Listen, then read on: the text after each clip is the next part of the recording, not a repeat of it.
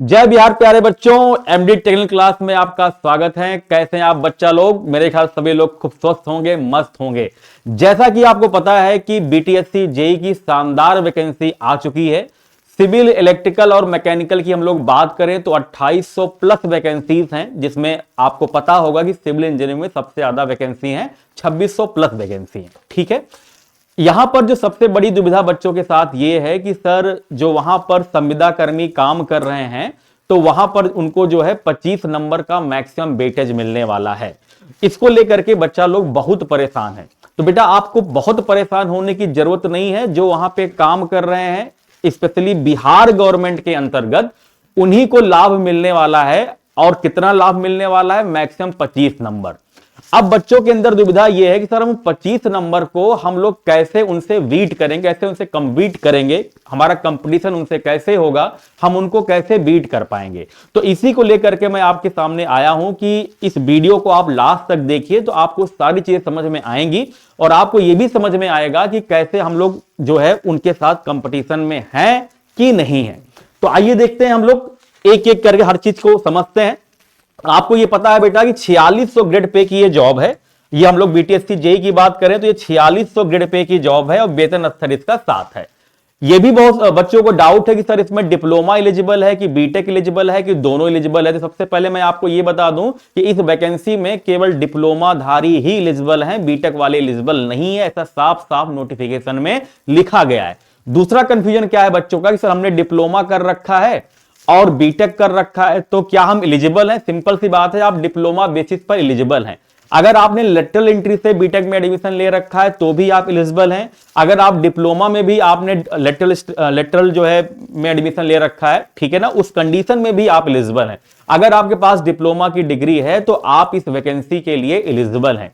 कुछ बच्चों का डाउट यह भी है कि सर हम बिहार के वासी हैं, बिहार के निवासी हैं, लेकिन हमने डिप्लोमा अदर स्टेट से कर रखा है तो क्या हमको आरक्षण का लाभ मिलेगा? क्योंकि इसमें साफ साफ लिखा गया है कि आरक्षण का जो लाभ है केवल उन्हीं को मिलेगा जो बिहार के अस्थायी निवासी होंगे। तो कोई दिक्कत नहीं है। अगर आपने बिहार के आप अस्थायी निवासी हैं, डिप्लोमा आपने कहीं से और कर रखा है तो भी आपको आरक्षण का लाभ मिलेगा। आप बिहार के अस्थायी निवासी होने चाहिए। दूसरी बात हम लोग कर लेते हैं, ठीक है ना, कि यहां पर आप देख पा रहे होंगे बेटा कि जो परीक्षा की संरचना के बारे में हम लोग बात करें तो आपको पता है कि केवल टेक्निकल से क्वेश्चंस आएंगे और 100 क्वेश्चंस आएंगे। आपको टेक्निकल से ही 100 क्वेश्चन देखने को मिलेगा, नॉन टेक्निकल का कोई पार्ट नहीं है। इसके बाद जरा देखते हैं हम लोग कि आपको जो 100 अंकों की आपकी परीक्षा होगी, जो आपकी 100 अंकों की परीक्षा होगी उसको 75 नंबर में काउंटिंग की जाएगी। देखो यहां पर लिखा है कि 75 नंबर में काउंटिंग की जाएगी।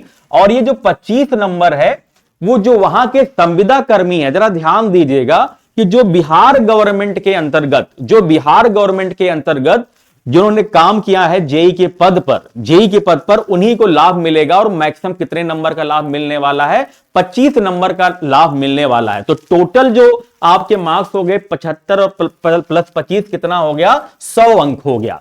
अब कंफ्यूजन ये है कि सर ये 75 अंक कैसे मिलेंगे? हमारा पेपर तो 100 नंबर में हो रहा है, तो हमें 75 अंक कैसे दिया जा रहा है? तो ये काउंटिंग कैसे होगी? इसके लिए साफ साफ यहां पर लिख रखा है कि जो भी आप जो है नंबर पाएंगे, सपोज करिए कि आपने 100 में 80 नंबर आपने पाया, ठीक है, तो आपका परसेंटेज कितना हो गया? 80%। अगर आपने 100 नंबर का पेपर जो आप दे रहे हो टेस्ट में, उसमें आपने 80 नंबर स्कोर कर लिया तो आपका परसेंटेज कितना हो गया? 80%।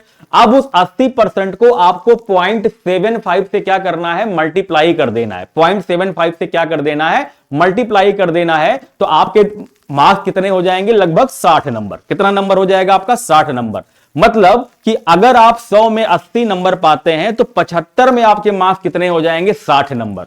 आ रही बात समझ में? तो इस तरह से हम लोग 75 नंबर में मार्किंग की जाएगी। तो मैं आपको यही समझाने वाला हूं इस वीडियो के माध्यम से कि आप कैसे कंपटीशन में उनके साथ हैं कि नहीं है, जिनको वेटेज मिल रहा है और जिनको वेटेज नहीं मिल रहा है। जैसे सपोज करिए कि आपने 100 में 80 नंबर आप ले आए, जैसे आपने 100 में आप 80 नंबर ले आए तो आपका परसेंटेज कितना हो गया भैया लोग? 80% आपका परसेंटेज, 80% आपके नंबर हो गए। इसको आप 0.75 से मल्टीप्लाई कर दीजिए तो आपके मार्क्स कितने हो गए? 60। तो 75 में से आपके नंबर कितने हो गए? 60 नंबर हो गए। ठीक है, अब मान लीजिए आप फ्रेशर हैं, आपने कहीं पर आपका कार्य अनुभव नहीं है, ठीक है ना। अच्छा, ये भी बात याद रखनी है कि जो कार्य अनुभव का जो लाभ मिलने वाला है वो केवल और केवल उन्हीं विद्यार्थियों को मिलेगा जो बिहार के अंतर्गत, है ना, जेई के पद पर कार्यरत है, संविदा पर, ठीक है ना। अलग स्टेट में अगर कोई जेई के पद पर कार्यरत है संविदा पर, तो उसको आरक्षण का लाभ नहीं मिलेगा। अब आप खुद सोचिए कि कितने ऐसे लोग होंगे जो बिहार गवर्नमेंट के अंदर संविदा पे कार्य कर रहे होंगे। तो मान लेते हैं कि अगर कोई पर्सन ऐसा है जो 60 नंबर ले आता है, 60 मार्क्स 75 में ले आते हैं, और उन्होंने 2 साल काम किया है, तो 2 साल अगर उन्होंने काम किया है, मान लेते हैं 2 साल उन्होंने काम किया है, तो 2 साल के कितने नंबर हो गए? 10। तो उनके टोटल मार्क्स कितने हो गए? 70। और यही जो फ्रेशर जिनका कोई कार्य अनुभव नहीं है, उनके मार्क्स कितने हुए? 60। और जिनको 2 साल का अनुभव है, उनका नंबर कितने हो गए? 70। मतलब आपसे 10 नंबर वो क्या है? ज्यादा है। लेकिन अगर आप फ्रेशर हो, अब आप खुद सोच के देखो कि बिहार गवर्नमेंट के अंतर्गत कितने ऐसे लोग होंगे जिन्होंने क्या बोलते हैं, संविदा कर्मी के रूप में कार्य कर रहे होंगे। अब कोई जरूरी नहीं है उनका 2 साल का ही अनुभव हो, कोई जरूरी नहीं है कि उनका 3 साल का अनुभव हो, कोई जरूरी नहीं उनका 4 साल का ही अनुभव हो, और कोई जरूरी नहीं कि उनका 5 साल का ही अनुभव। किसी का 1 साल होगा, किसी का 2 साल होगा, किसी का 3 साल होगा, किसी का 2.5 साल भी होगा। तो इस तरह से उनको नंबर मिलेंगे। तो इसका मतलब ये उनको लाभ तो मिल रहा है, लेकिन ये 25 नंबर मैक्सिमम लाभ मिल रहा है। तो ऐसा नहीं कि आप फाइट में नहीं है, और यह भी कोई जरूरी नहीं है कि जो संविदा कर्मी काम कर रहे हैं बिहार गवर्नमेंट के अंतर्गत, वो आपके बराबर ही रिटर्न में नंबर ले आए, ये कोई जरूरी नहीं है ना। आप पढ़ रहे हो, अभी आपने सबसे जेई का CBT 2 दिया होगा, आपकी तैयारी अच्छी है, तो आप उनके रिटर्न में नंबर आपके अपेक्षाकृत ज्यादा आएंगे जो कि फील्ड में काम कर रहे हैं। मैं बिल्कुल बेटा एकदम प्रैक्टिकल बात बता रहा हूं। जो लोग फील्ड में काम कर रहे हैं तो उनको नंबर का वेटेज मिल रहा है, उनको अनुभव का लाभ मिल रहा है, लेकिन रिटर्न में वो आपसे ज्यादा नंबर ले आ पाए, ये कोई जरूरी नहीं है, उसके चांस ही बहुत कम है। तो आप रिटर्न में हमेशा उनसे एक हाथ आगे रहोगे, है ना। तो आपका जो नंबर होगा लगभग क्या हो जाएगा? बैलेंस हो जाएगा, ठीक है। तो इतनी ज्यादा वैकेंसीज हैं, तो आपको घबराने की कोई जरूरत नहीं है, कोई घबराने की जरूरत नहीं है। अगर आप अच्छे से मेहनत करके पढ़ाई करेंगे तो आप जरूर उनके साथ जो है कंपटीशन में रहेंगे। तो आप ये अपने मन से पहली बात तो ये बात हटा दीजिए। देखो, कोई वैकेंसी आई है, बड़ी वैकेंसी आई है, जिसको आप ये नेगेटिव मन मानिए चलिए कि इसमें हमारे लिए कुछ नहीं। आपके लिए करने के लिए बहुत कुछ है बेटा, आपको केवल एक सीट चाहिए, आपको केवल एक सीट चाहिए, है ना। और सिंपल सी बात है यार, हमने डिप्लोमा कर रखा है ना, तो हमारा काम क्या है? फॉर्म भरना, और फॉर्म भरने के बाद जो है हमारी अच्छे से पेपर देना। बाकी जो होगा नहीं होगा तो भैया ऊपर वाले के हाथ में है, आपके हाथ में जो है कि आप फॉर्म भरिए और मेहनत करके पेपर दीजिए। हो सकता है भैया मेहनत करने वालों का भगवान भी साथ देता है, तो आपको इतनी अच्छी जॉब मिल जाए। बार बार इतनी बढ़िया वैकेंसी नहीं आती है, ठीक है ना। तो क्यों डरे कि जिंदगी में क्या होगा? कुछ नहीं होगा तो तजुर्बा होगा। इसी लाइन पर आप कायम रह करके फॉर्म भर के जरूर जो है पेपर देने जाइए। और आपको मैंने बता दिया कि नंबर का जो वेटेज है वो कैसे मिलने वाला है, तो आपको यहां से एक आइडिया लग गया होगा कि कितना वो आपसे ऊपर जा सकते हैं, ठीक है ना। लेकिन आप रिटर्न नंबर में आप नंबर ज्यादा ले आकर के उनको पक्का जो है उनके कंपटीशन में आप आ जाएंगे। और सबसे बड़ी बात है कि इसमें केवल टेक्निकल का ही पेपर होना है। सिलेबस की बात मैं कर लूं, देख लीजिए, अगर सिविल इंजीनियरिंग की मैं बात करूं तो सिविल इंजीनियरिंग में तो आपको पूरे सब्जेक्ट टेक्निकल के ही आने वाले हैं। इन्वायरमेंट, RCC, सॉइल मैकेनिक्स जो आप पढ़ते हुए आए हो, तो खूब जम करके अगर आप तैयारी करेंगे तो पक्का उनके साथ जो है कम्पीट करेंगे, उनके साथ जो है हाथ से हाथ मिला पाएंगे, है ना।